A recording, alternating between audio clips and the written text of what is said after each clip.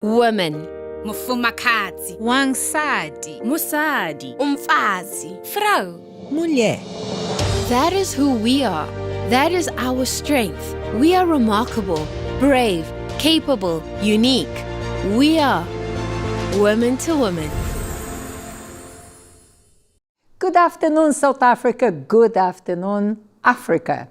Good afternoon to everyone who's joining us for this last program of the month of May.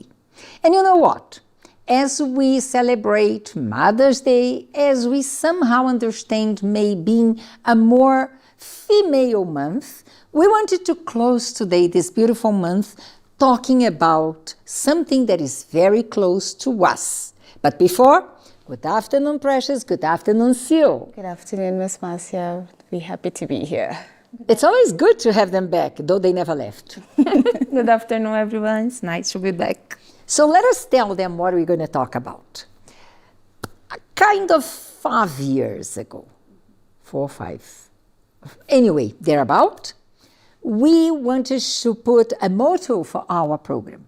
So we invited you, our faithful viewers, to vote. And we picked where values are treasured.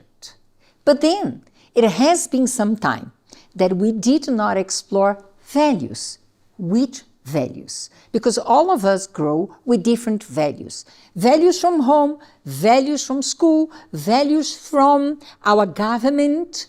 Are we talking about only those values? I don't think so. So maybe you are having the explanation or the spirit behind our motto, and you're going to understand much better which values. My first question for them is, do you think today women, let us talk about women, they are still conservative about values? I actually don't think so. I think with time, we actually see them detaching from values because they are more about what they think, what they want, what their view is, forgetting that when they drift away from the values, they almost lose the sense of being as a woman. And we see it with different ages because in the past we'd think it only affect the young women. But we even see now mature women throwing those values aside and saying, you know what, I will take matters into my own hands and decide this is old-fashioned and I'm different. And we're going to talk about those values that became old-fashioned for a few of them. Mm-hmm. So, for you, I have a different question. From a very young age, you knew what you wanted in life. Yes. Even though you would shock teachers, you would shock people around you. Where did you get those values from? It came from my mother, and we say it came from God. And the values that I grew up listening, and one of them that we are going to, Miss Marcia will discuss just now, is the one that stands until today, and it developed with time, even more. So the values that I got from my childhood, it impacts my life until today. So, because in your case specifically, I have someone who had decided that she would be in the ministry at the age of 13. yes. And she never waved. She never looked back.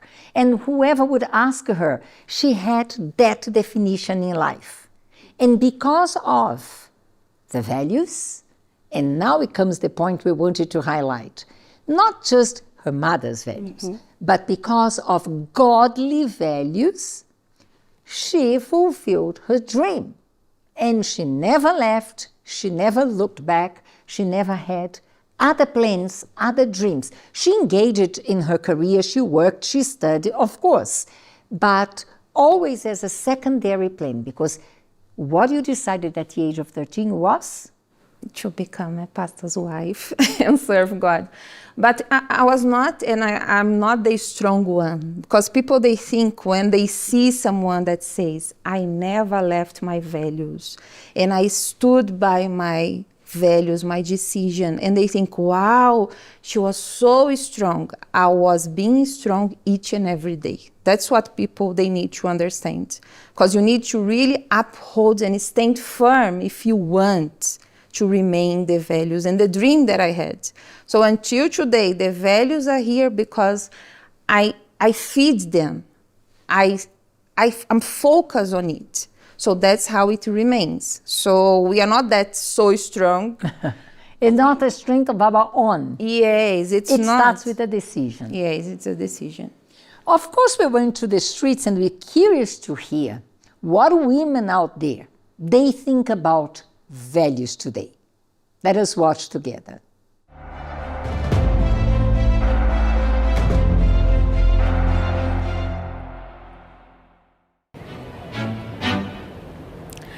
Mohandas Gandhi, he held values such as self-discipline, selflessness, and among many others, non-violence. But are these values still being upheld today?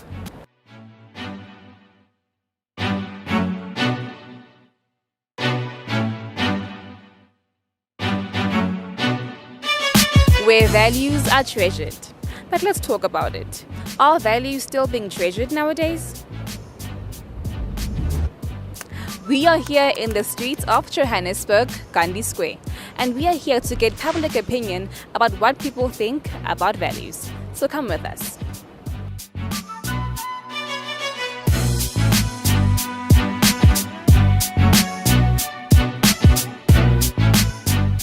Which value do you think nowadays is being outdated? I don't think there's any that has been outdated. I just think that people don't look up to or don't refer to our values of ours compared to when we were growing up.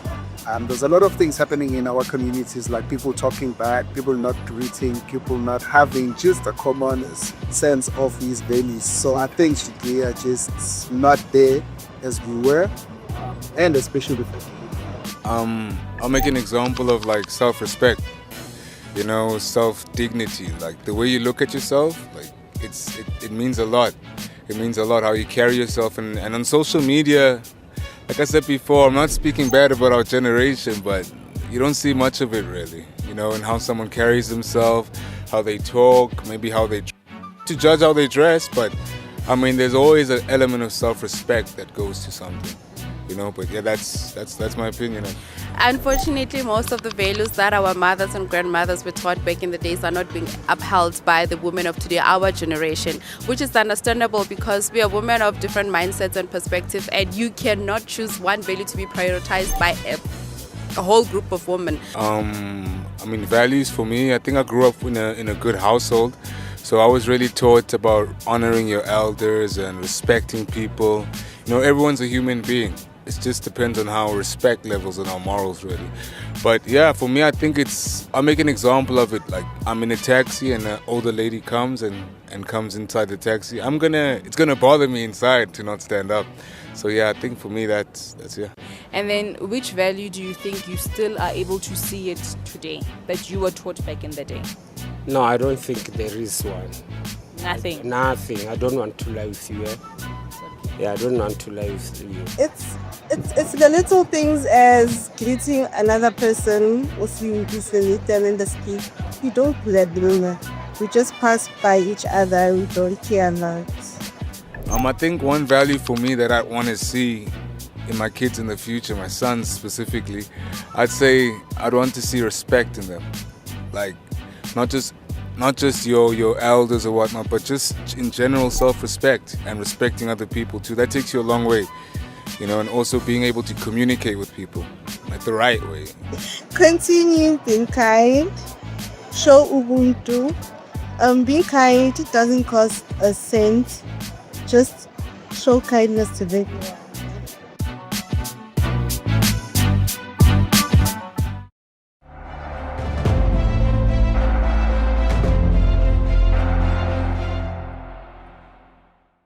I mean, that was kind of expected because they all tell themselves that it's a thing of the past, it's outdated, things are different, society has moved on, and that's what maybe they've been fed. This is now their new value, that there are no values. Oh, maybe that's the new value for them. There are no values. Yes, so they tell themselves like, I don't need values, so that's my value. I know who I am. I'm not influenced by anybody, so I stand by what I say. And that's why they stand firm on their word. So they think they are not influenced by anyone, and by pursuing their own values, some of them may have got into trouble. So we invite 3 of our viewers to share in a very honest way their experience. And I wanted to start with Patience. I'm not going to give you much because by her story, you're going to understand which values were broken.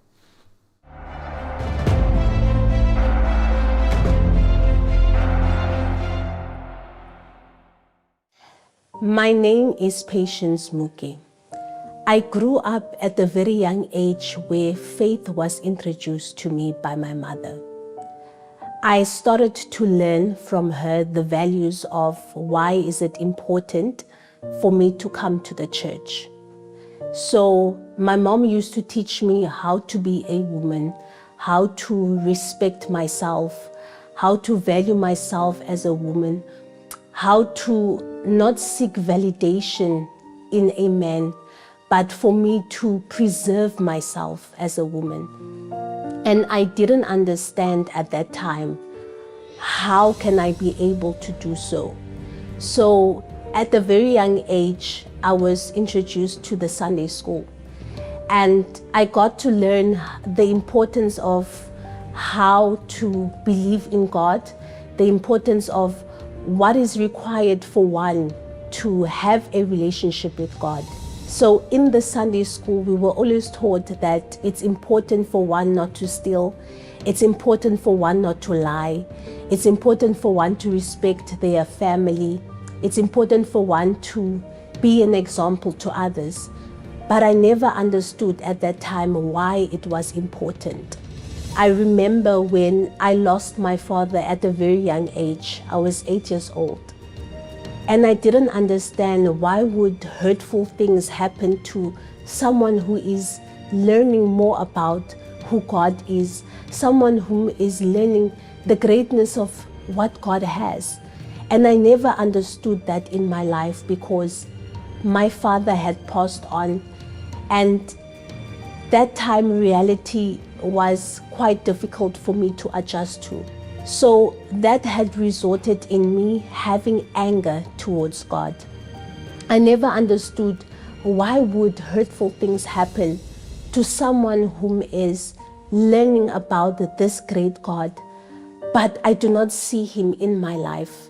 So that's when I decided now to live my own life, to do what I want, to start to not value myself as a woman, to start now to seek the validation from men, to start now to sleep around, to start now to be the governor of my own life.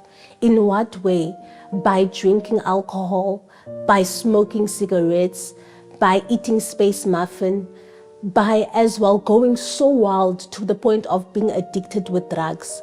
I remember in that moment where I even got a relationship, or I was in a relationship with a gangster guy, whom at that time he used to give me money, whom he used to take me out. He used to do everything that I longed for as a woman. I felt appreciated, I felt valued as a woman. But the consequences of that was for me to show to him that I loved him. And the only way that I was able to show to him is when he asked me to sleep with him. And I remember when he took me to his friend's crib. And in that crib, there were 2 of his friends. They gave us space for me to be able to show to him that I loved him, which was to sleep with him. And I remember in that moment when I was done sleeping with him, I never saw that appreciation. It was just like he was done and he left. And his other 2 friends threatened me. They were like, if I do not sleep with them, then I will die. And in that moment, the only thing that I had to do in order for me to escape that situation was for me to sleep with his other 2 friends. in that moment, that's when I saw myself not seeing myself as a valued woman.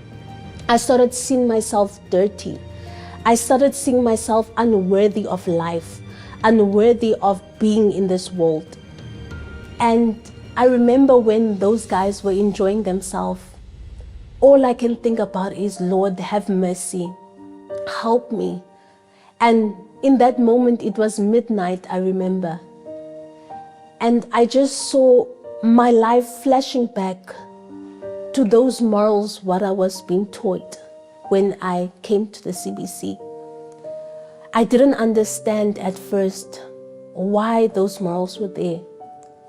But when I had that conversation with God, that's when I saw that the only way that I can live my life here on earth was for me to bring him back, to make him to be part of my life.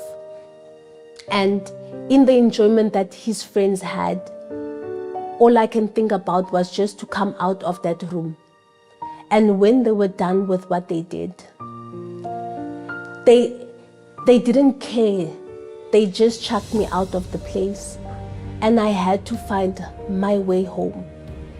Whilst I was walking afraid, in fear, because it was dark, all I can think about was the God of my mother. If you are there, please help me.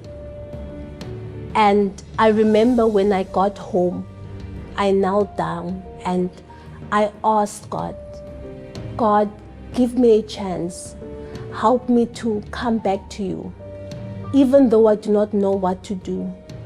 But may you help me, give me the strength for me to be able to start now to do what is right, to start now to put into practice what I have been taught in the Sunday school, what I have learned from my mother about having a relationship with God, about valuing myself as a woman.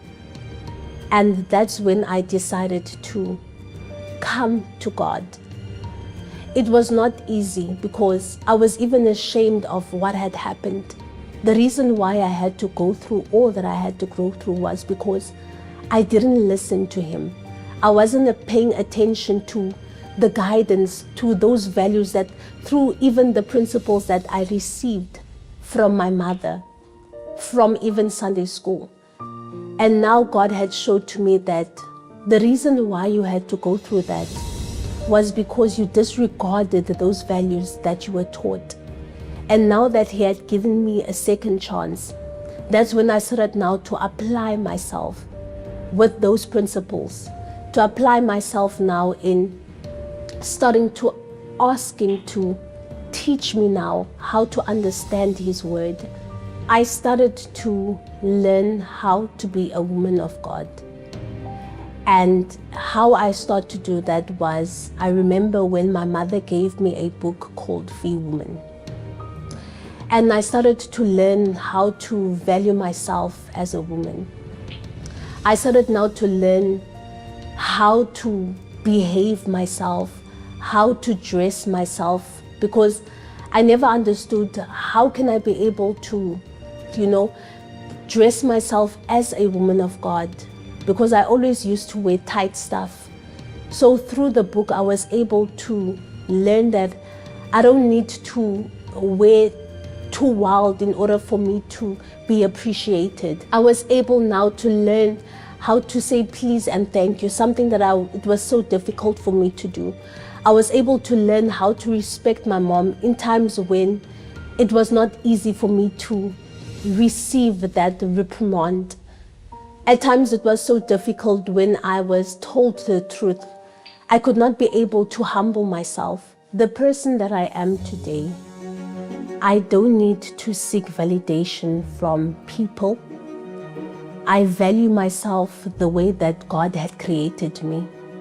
I look at myself as a woman that is valuable, that is worthy, that is unstoppable, that is unshakable.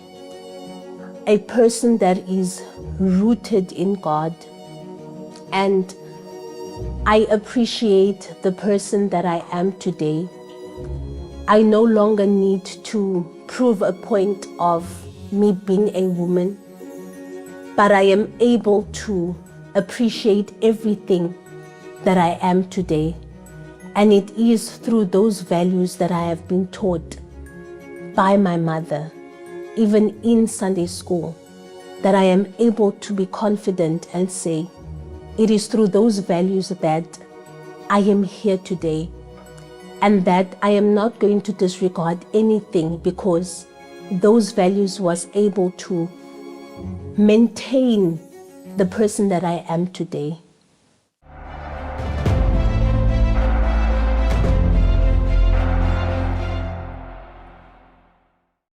You relate to that one. It was one of the values you stood by. Yes, I stood by the belief that I would only give myself when I'm married, and I would keep myself for marriage. And pressure is there.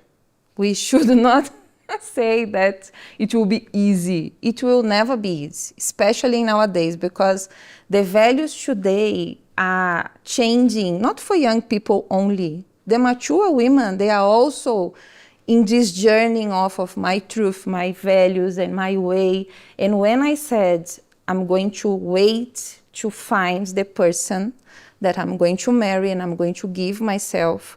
And funny enough, friends, family, and even my stepfather, he would ask, what is happening with this girl who is in the age of teenager and is being now to the youth, and she doesn't want to date. She doesn't want to give herself to anyone. And my mother knew very well my decision.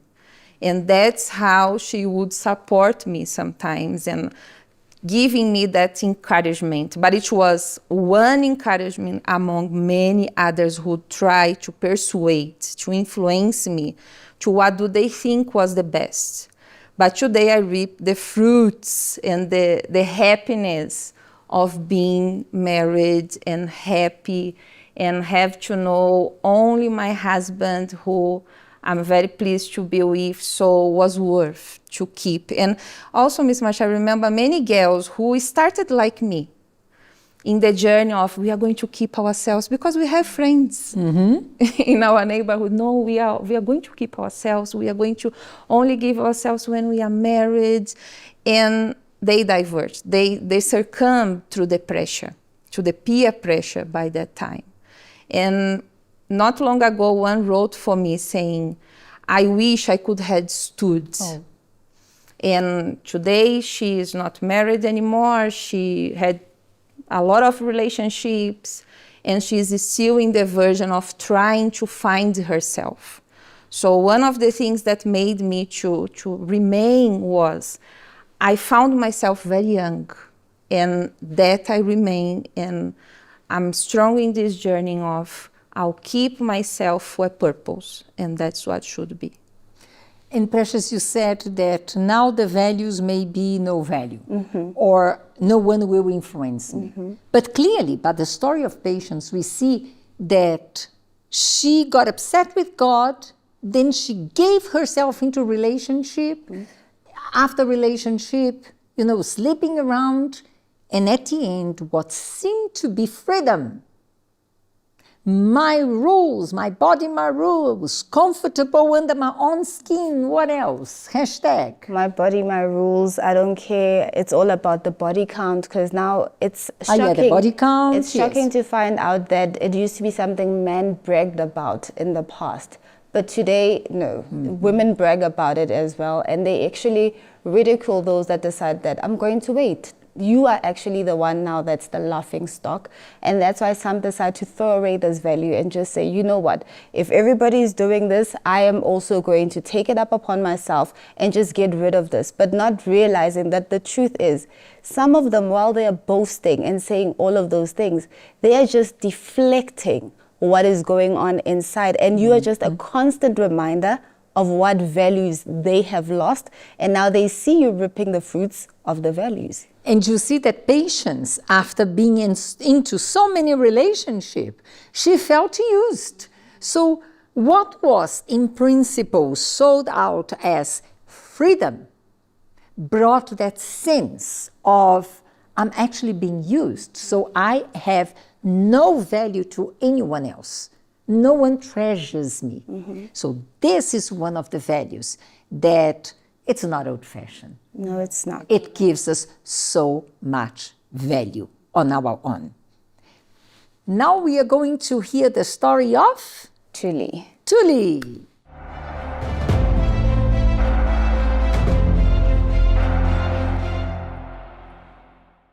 Hi, my name is Tuli Siven. The journey of my faith started at a very young age. So I learned a lot of values. When I came to church, I learned about faithfulness, I learned about respect, I learned about humility, I learned about how to, cultivate the relationship with God. As I grew in my faith, I noticed that by being faithful and maintaining a relationship with God, my life was growing. Everything around me was successful. In my career, I was seeing a lot of positive growth. And along the way, things started going wrong. I allowed negative influences, outside influences. I allowed, other people to challenge my faith, to challenge what I believed and what I had learned, during my journey in faith. It started small. It started with a debt here and there and making really poor financial decisions. And it got worse, all right? It got worse. At some point, I found myself in a very dark pit. I found myself not knowing how to manage my finances, not knowing how to make good decisions. Everything that I did was basically not resulting in a favorable situation for me. So as I observed my life going from worse condition to even worse condition, it got to the point where I could not even afford to buy food. For a very, very long time, I could not buy anything. I had to go back and, negotiate with my creditors. I had to, because I really could not afford anything. I think it took about a year when I was going through that situation of, getting paid and, month after month getting paid and not being able to even service all my debt. Got to the point where I think it took about a year for me to start reflecting. It took about a year of ups and downs about, what I wanted to do, what I was going through. It took a long time for me to start reflecting and, and when I thought about it, I reflected on my life. I really thought about what my life was like, and I asked myself that question, why do I find myself in this situation? At which point I then reflected back on the values. I reflected back on how my life was when I was faithful in my relationship with God. And that is when I thought I picked up that is where I messed up, that is where I went wrong. And then I decided to come back to my relationship with God. I decided to come back to my faithfulness in Him and, building my trust again in Him. Yeah, it started slowly. It was not easy because, you know, when you had convinced yourself that you are on the right track and you just carry on with your life and you just believe that you are okay. Being humble enough, and as I mentioned, that was the other value right at the beginning, that being humble enough to recognize that you have gone way out of the values. You have shifted and diverted away from what you had been taught. That it took time, but I was determined to recognize and to acknowledge that my relationship with God had suffered. And at that point, I then came back and then I grew. I decided I need to grow again. This is where the values really come to life, because if you come back to believe what you were taught and you know that this is the right way,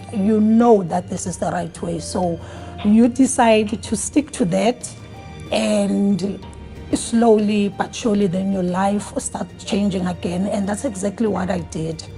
It was not easy, but I was determined because I knew that that was the right thing to do and it was the right way to go. Who I am today, I have grown in my faith. I have grown in my faithfulness. I have grown in my resilience and my trust in God, because I saw that when I came back to my values, my life changed for the best. So today, I know exactly that I can never divert from my values. Today, I have seen the positive results of staying in the relationship with God, and I continue to do that, and I do believe that this is something that I am going to continue doing, because I have seen that it works, because I have seen the results of faithfulness to God.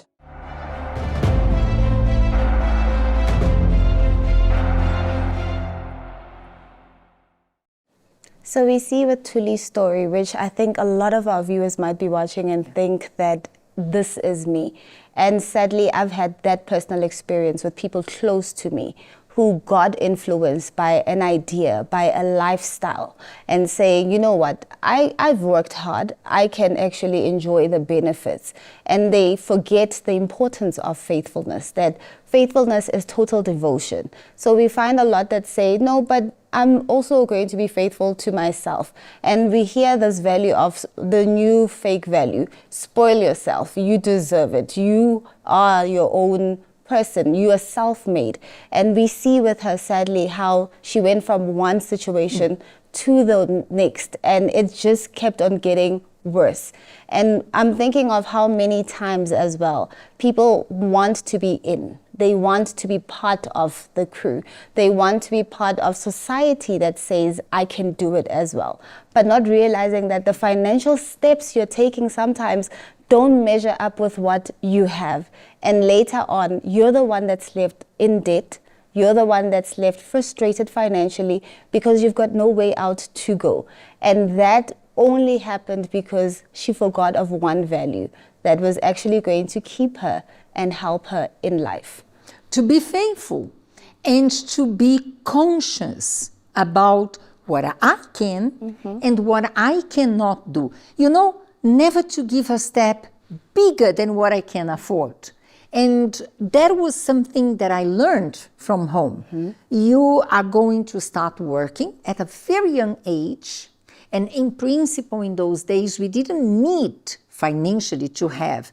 I started work at the age of 13. Because my granny said, you need to know the value of money. And while you don't work hard to make your own money, you think that it comes easy and you can spend it easily. And by doing piece jobs, I would work in the afternoon after coming to school in the family business, and I would receive a small amount of money. And after receiving that small amount of money and comparing to all my needs, how much school was costing, the uniform, and what I wanted, and my treats as well, I realized that money doesn't come that easy. So she gave me this value that later on I found it in the Word of God. And funny enough, as you're saying that, Ms. Marcia, it's something that we see today. People have lost the value of even the money that they have, because it's so easy today to just go into a shop and tap and swipe and on credit. And we see people living a lot of lives of credit. And I remember a few months ago, I saw one person that said, this is my day, my payday. I think they got paid about 80,000.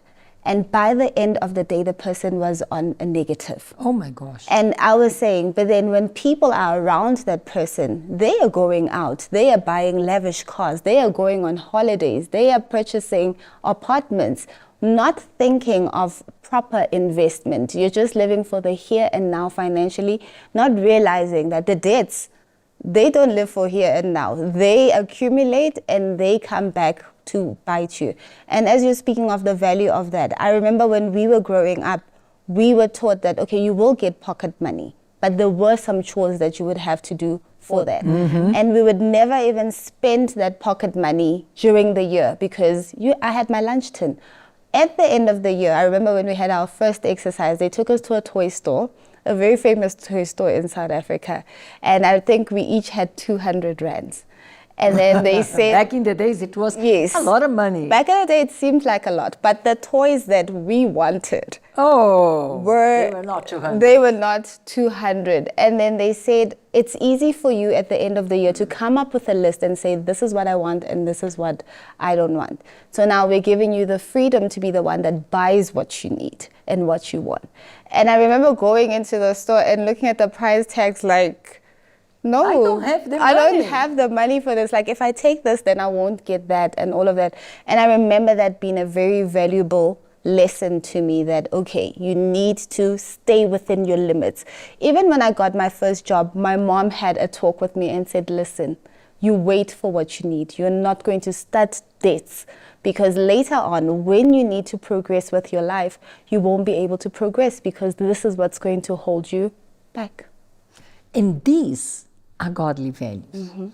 Because how many people out there, they get into debts just like Tuli, because they don't see value in themselves. They project their value, they project their influence, their appearance in what they can buy. So if they feel better if they use something of a brand. But if they just use something that is simple without a brand, they don't feel as good. It means they project their value not in themselves. And that is totally opposite to God, because God teaches us to have value from inside out. And another thing that God does, God will never give you what you want unless it's aligned with His plan. He will give you what you need. And people think they need so much more than they actually need. So they don't find value in themselves. They project value in what they can afford, and many times they don't afford. They accumulate debts. God will give us what we need. And most of those who are entering into debts now, because they want to give to everyone as well. So they project their values in what I can give. If precious is my friend, so it's not enough that I will have. By friendship, né? Yeah, so to have, I have that. But what about now if I gift her? Because now she's going to social media, she's going to say, look what Silmara gave to me. And that everyone will comment, wow, you have a nice friend. And there comes the debts. So it's not just about herself, it's about others as well, what she can buy, what she can provide, and give that step that she can't reach. And I was just thinking of how these two values actually interlinked, the first one and this one, because we have a lot of young people getting into abusive relationships, all because she wants that bag, all because she wants to take a picture at that certain restaurant or at that certain destination. She knows she's not loved. She knows she's been used. But you hear, I remember I heard one saying, I'd rather cry in a Lamborghini than to cry than be happy in a Golf. And people went onto social media saying, yeah, that's true. And others, like, they started making jokes like, true. I'd rather be miserable in abundance than happy with the little that I have. And that's a value that actually unfaithfulness brings. It makes you forget the joy, the happiness, the home, and not the mansion. So in that, it makes them empty as well, because inside they have nothing. And that is another value that as women we need to treasure. You know what it is? Sincerity. Because they may boast in social media. They may say, I'd rather be, what is the saying? I'd rather cry in a Lamborghini. I'd rather cry in a Lamborghini, but fact is that crying in a Lamborghini will be 5 minutes, an hour of the day. Then the beautiful photo. But the crying behind the scenes, the self-disappointment, the frustration, the sense of being used, not being loved, of loneliness, it's not projected in social media. No one goes there to social media to say, guys, let me tell you what, that was a pretense. I just put a smile to convince you. I'm not happy. And God teaches us to be transparent. We don't fake. If we are happy, we are happy. If we are sad, we are sad, because that value comes from God. You do not need to be what people expect you to be. You need to be who you are. And if there is something wrong, God will fix. God will make it right. That's another value that we treasure. Now I have a question, and I'm going to pick them, because I spoke one of the values that I learned from home, aligned with God, that kept me safe. Even when I went into debts, it was not my doing. My name was used by my ex-boyfriend. That's why I went into so many debts. But look what I was doing. I was living in a very abusive relationship. I didn't keep the values that I knew were from God to protect myself, to preserve myself. So it landed me in such a terrible situation. Now, which one of you would like to talk about a value that either you broke and then you repent, or you kept and that helped you in the journey? I think for me it's humility. I come from, I won't say they're not even close to middle class.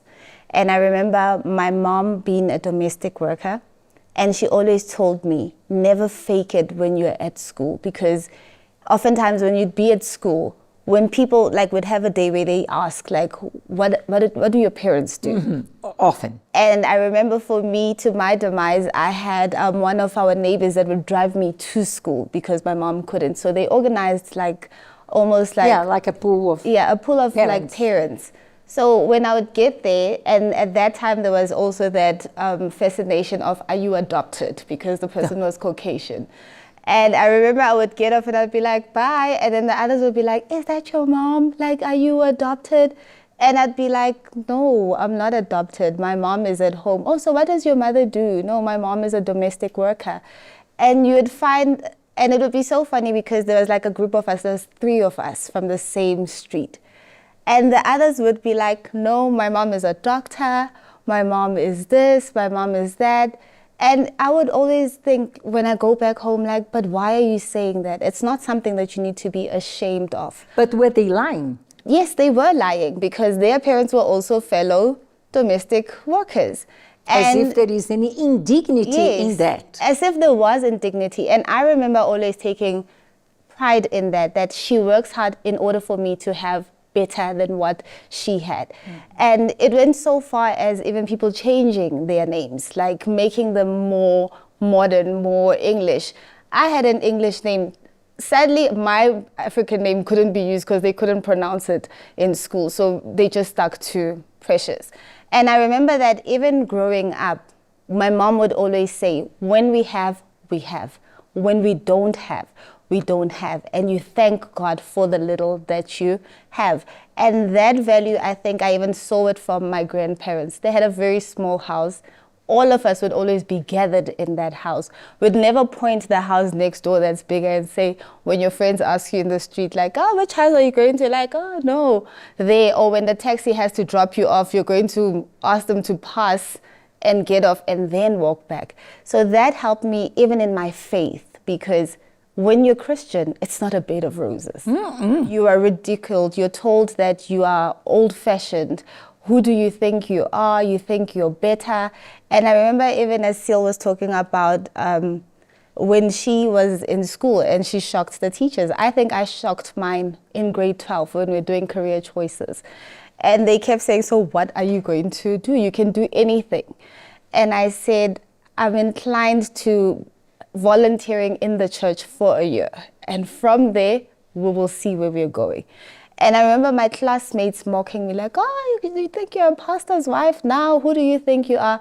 And I say yes. And then one even went as far as saying, which church do you go to? And I said, the Universal Church. And then they came with the stories like, oh, that church this, that church that. Yeah, they say we fly. We fly and all of that. Snakes. Yes. Oh my gosh. And they were like, maybe that's why you're passing so well, because you do witchcraft in your church and all of those things. It would go as far as sometimes they would come to the door of the church. And as I'm coming out from maybe the 6 a.m. service, then they'll be there like, ha, ha, ha, Miss Universal, and all of that. But I knew why I was here. I knew what I was getting. And they would be the same people that laugh at you, but when they are sad, they come and talk to you in the bathroom. They come and say to you, you know, I'm going through this and this and this. I don't know what to do. I don't know how to, because I had a shift. There was a time I was very naughty, and they saw the shift happen when I went back and fixed myself with God. And they asked me like, but why are you doing it? How are you doing it? And I said, because there is no value in what I am doing. Every night when I go home, I am crying because I know if I die tonight, I am going to hell. So there is no point in keeping up this pretense. So I'm thinking that it's something, humility has become one value that people throw away, that it's so easy to pretend. Because it's easy today. There is a word that the youth uses. What is it? To flaunt. Yeah, flaunting what you have. To flaunt, to boast, to pretend, to show what you are not. However, everyone needs to go home. And there is that moment that you are alone. And you have to confront your reality. Your reality is not what you post in social media. Your reality is not the lie you talk to your friends. Your reality is your true life. Sue, you have the last viewer of today. Yes, we have Rebecca. I think we can see her story now.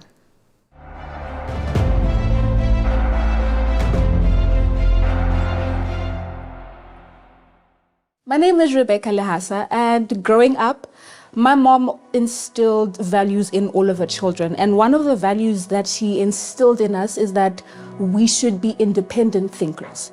So we should not allow people to tell us what to conform to, but we should have that ability to think, weigh our options, and then take a decision, make a decision, so that we do not end up following a crowd. We do not end up doing what other people are telling us to do.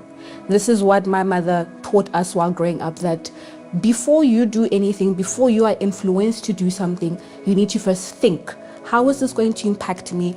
How is it going to impact the people around me? And is this something that I really want to do, or is it something that I am being told to do because everyone else is doing it? I remember one of the values that she taught me, which is something I still carry to today. It is that for people to respect me, I have to respect myself. If I want people around me to take me seriously, I need to take myself seriously, which is one of the values that I let loose a little bit on that. That's something that I lost.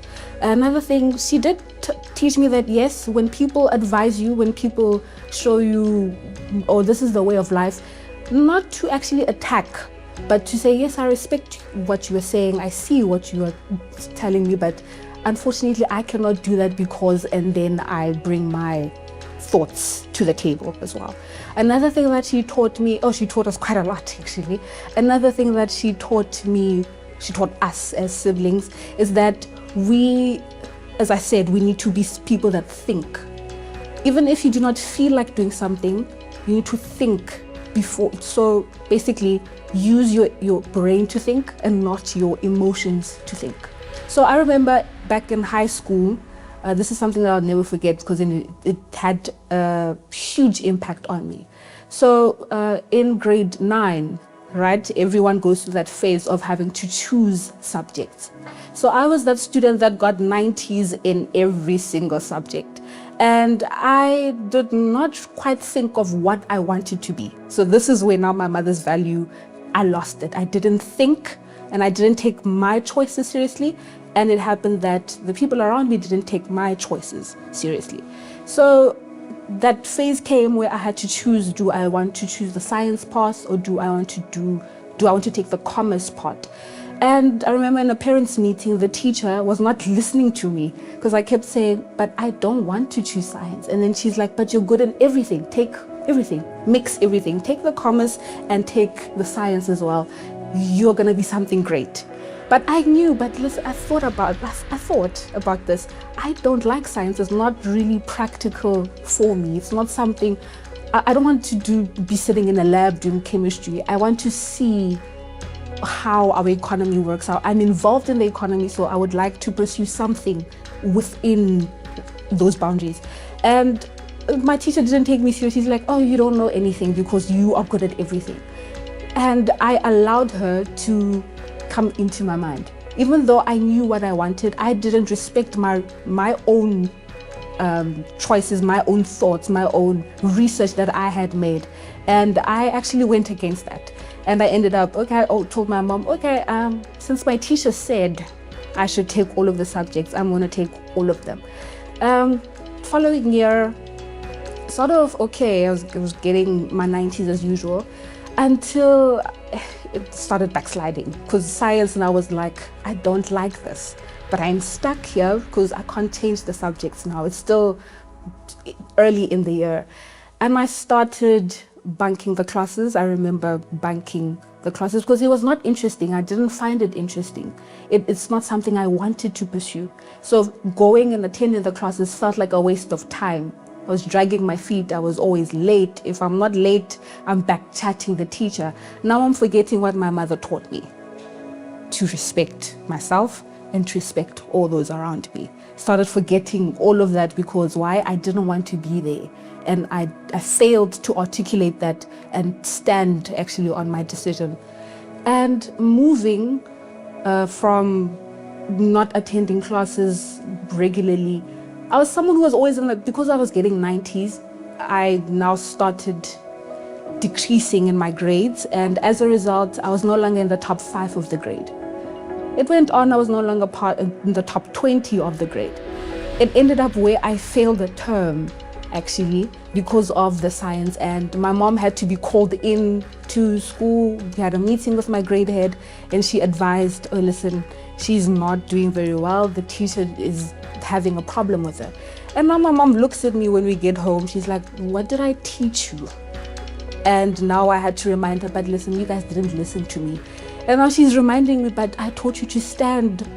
When you have thought of something, I taught you that you need to stand on it. No matter who tells you what, you know why you wanted to do that. Do you know that feeling, not just that feeling, when everyone has, or when everyone knows that whatever, even if we all fail, that there will always be that one person who's going to pass. I was that person. So now when I'm not doing so well, people are talking, and they're not talking behind my back, they're talking right at me, in front of me. They're like, oh, you used to be someone who we knew, that one is gonna pass. We used to be someone we knew, even when I need help, I can go to her. She's the go-to person. She's always that person I look up to when I think I can't pass. And I think that's when it hit me that I used to be someone who was a hard worker. I used to be someone who you knew I will always be at the class even if the whole class decides to bunk. I will be there.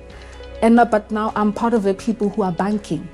For me, it felt like I betrayed myself because I wasn't that kind of person. I was someone who, it really hit me hard when the top 20 was being called and I'm not part of them. I remember back in school, we used to be invited to prize giving. When I went to that notice board and I didn't see my name, it hit me that this is the first time in my academic journey that I am not invited to a prize giving, which for me it felt like, oh, this is so embarrassing. So I changed the subjects. I remember, even though I had changed, I remember that I was disrespectful to my science teacher. And that value again, I remembered, I need to respect myself and respect everyone else around me. So I had to go back to the teacher and count each and every single thing I did wrong. Even the ones that he didn't know, he was very shocked that day. He's like, oh, so you did this, so this is what you would do in my class. This is all of the things that you would do behind my back. Now you are confessing. Why are you confessing? And I told him that I can't start on a clean slate, but there's still something that I haven't resolved. I owe you an apology. So I first had to align my values properly so that I know that I fixed everything and now I can work towards what I wanted to achieve. And I started working hard. I changed the subjects and I assured my mom that you don't have to push me, you taught me. I remember your teachings. You have to be confident in me here. You have to give me the benefit of the doubt. I'm going to work hard and I'll prove, let me show you. I remember telling my mom, let me show you. Let me show you what I can do. Let me show you what I'm capable of. And I remember in the first term, both of those subjects were in the 70s. And she was impressed. She was like, oh, okay, I see you're working back your reputation. I got back into the top 20. I was not in a high position, but when my name was called, my classmate sitting next to me in the school was like, oh, Miss Lahasa's back, I see. For me, that was like, yeah, now I'm moving in the right direction. Now I'm doing something. I'm fixing slowly by slowly. It's not going as fast as I wanted it to go, but it is moving somewhere. I need to be confident that it's going to work. I need to stand and fight for it. And I fought. I ended up back into the top 5. I ended up with being one of the best students in accounting. And today, I am working in a job that I'm not even qualified in because of keeping the value of if you want something, you will fight for it, which is something my mom taught me. I'm the youngest in the department because I learned if I respect myself, I respect others around me. So I sat in places that I do not belong because I kept my mother's values. That even if people my age are doing a certain thing, I was taught a different way. And I have to keep that. Not because it is what my mother taught me, but because I need to see how it is going to help me in future. And it is actually helping me now.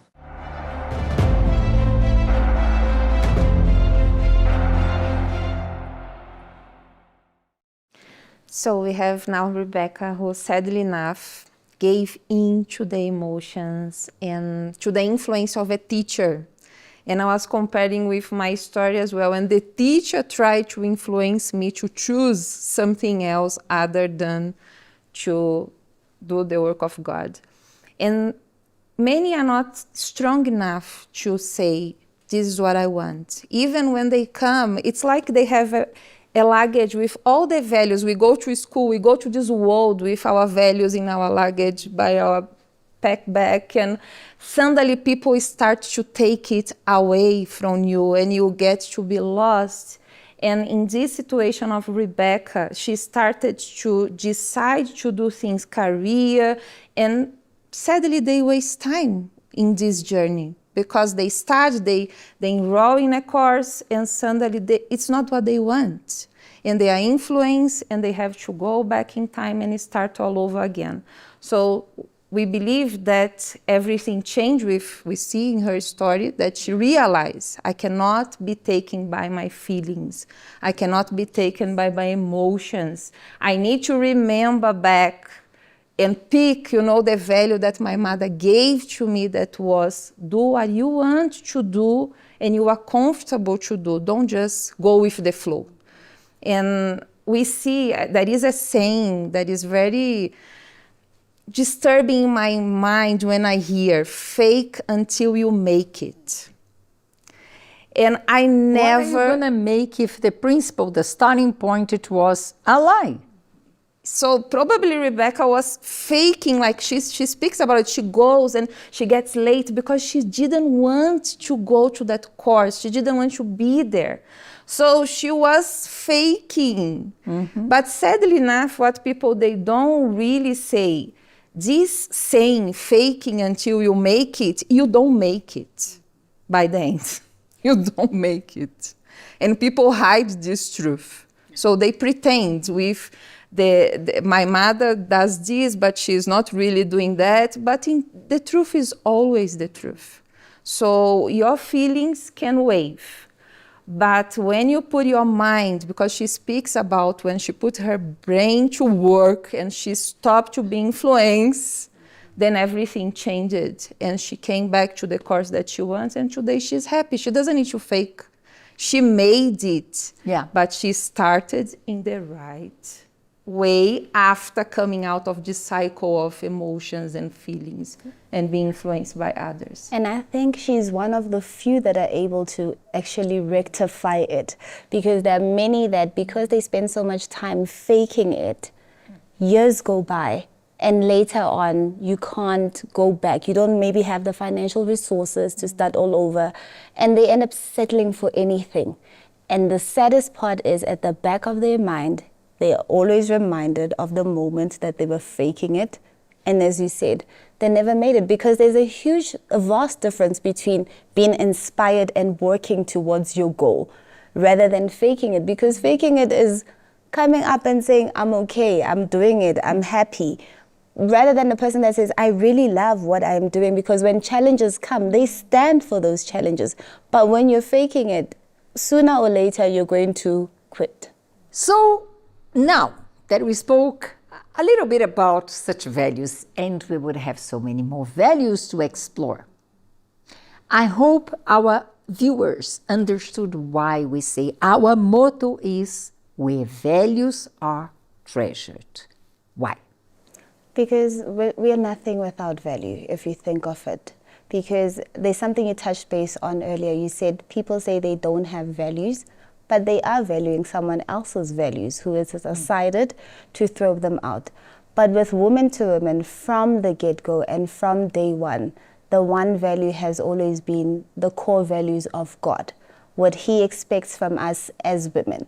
And that has been the drive in bringing all of these wonderful stories that we're hearing. Because maybe one is looking and saying, oh, it's great, I saw the other viewers, maybe it was a long time ago, but this can be your moment. This can be the day that you're going to say, okay, you know what? I am dropping all of this madness. I am leaving behind this lack of values that I think I'm living by. Transparency? Yes, and I'm going to be transparent and say, it's not working. But here I am watching this show, listening to these people who are saying, there is a way out, and I'm going to start embarking on it. Because we are not sitting here pretending. We are not here saying, oh no, everything is rosy, everything is great and all of that, or putting up a facade, which is what we see a lot out there. Even with, I can imagine maybe how many people, if we were to lose our value as Women to Women, would come in and say, okay, let's change the entire concept to make it more popular, to make it this, to make it that. But that did not happen here. It remained with the core value that was treasured, which was to inspire other women, but inspire them with what? With true values that are biblical, not outdated, very current, because at the end of the day, we always go back and see how relevant everything that God has said is today. So as a matter of fact, you might think that we are upholding values of our own. And as Women to Women, we are going to tell you values that we hold dear. Fact is, they are not our values. They are God's values in us and through us. And today, I want to share with you two of these godly values. Let us read together Micah 6:8. Maybe you say Micah Yes, there is a book in the Bible, in the Old Testament, by the name of Micah. And maybe you never read it. But look what it said here. He has shown you, O man, what is good. And what does the Lord require of you? But to do justly, to love mercy, and to walk humbly with your God. So, 3 very important values. To act out of justice, and we can say, be just towards others. But justice has to start towards yourself. If you need to compromise your dignity, if you need to compromise your character, if you need to compromise your identity, you're being unfair to yourself. God does not expect that from us.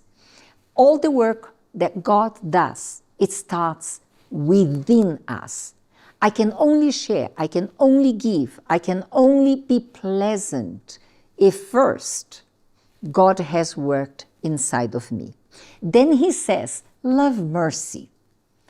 Out there is a trend that you are the one who matters. Disregard people's opinions, disregard people's needs, value yourself, protect yourself. But God says, don't be selfish. Have mercy towards others. Take other people's needs and motives into account and walk humbly with God. That for me is one of the greatest values that all of us, women and men alike, need to uphold. Because when we learn the way of humbleness, we will never fall into the trap that we feel better, that we are better, that we are the it thing. Because God makes us to see how dependent we are from Him. And if we have any success, if we can show direction to anyone, if we can become a reference, the glory is not ours, it is His. And giving Him back the glory makes us to be protected, not to lose ourselves in our own will, in our own ways. So, to wrap up, to treasure values, it means, first of all, to treasure yourself. There is no greater value before God than our soul. So whatever we do to others, we need to start with being honest to ourselves. And maybe right now you have realized how you have drifted from the dreams you once had, from the purpose that you once had, from the dignity that you held about yourself. And you may think there is no way to go back to. There is. That's why we had these beautiful women sharing with us today what they did to come back to God and how they live today. You can be our next testimony. That's why I'm going to ask Silmara to pray that from today on, you don't embrace the values of woman to woman, but you embrace godly values in your life. Let us pray. My Lord, in the name of Jesus, we present to you, my Father, the life of these women who right now, after listening to the testimonies, to our story as well, they see they need to change. They need to uphold by the values that you have been showing to them. And my Lord, we know this journey is not easy. We are not here saying to them that it will be smoothly, will be a bed of roses. We know it will be hard, my Father, but we believe with your help, we believe this woman is sincere before you to say, I need a change. We know it's never too late. For you, time is not a problem. Age, nothing is important when this person decides to give to you their wrongdoings, they decide to surrender to you the influence that this world brought to them, and they uphold your values, my God. So give them this new beginning where they are going to start mirror their lives according to your word, where they are going to only consider your voice and shut the voice of this world, the influence that they hear out there in school, at work, and even, my God, inside of their house, and they are going to follow just your voice. So give this woman strength, because we believe through this program, you are going to reach out many that are in need to give a turnaround in their life and recover who they are before you, my God. So that's why we bless all of them. In Jesus' name, amen. Amen.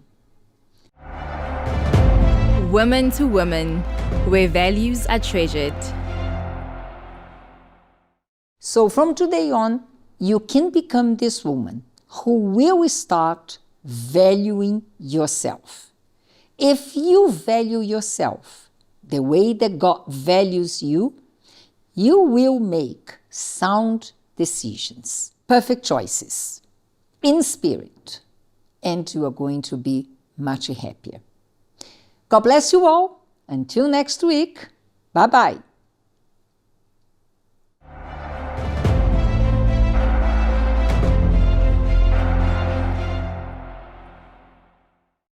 The first step to healing is simply reaching out. If you or someone you know needs support, email woman2woman@uckg.org.za or call 0800 330 320. Our toll-free helpline offers confidential, non-judgmental support.